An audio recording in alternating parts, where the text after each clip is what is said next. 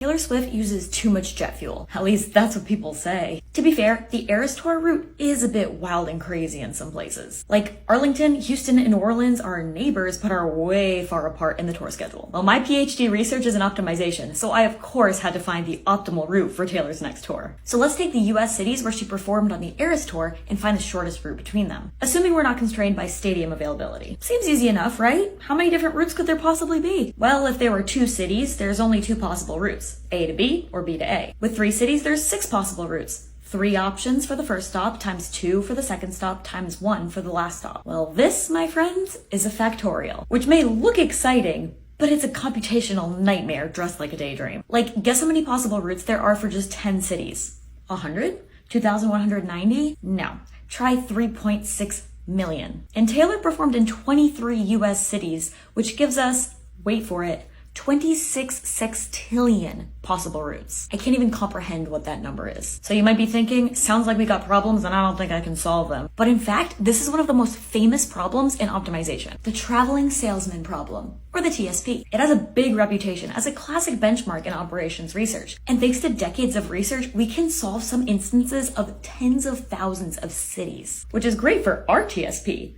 The traveling swiftly problem. So I went ahead and coded this problem up in Python. I found the latitude and longitude for all 23 cities. I calculated the distance between all pairs of cities. And then I used a solver to find the optimal solution. And you want to know how long it took? Less than 1/100th of a second. And just like that, we've cut the total distance of this tour almost in half. And there you have it. The best way for Taylor to go step by step from town to town. I miss the Eras Tour.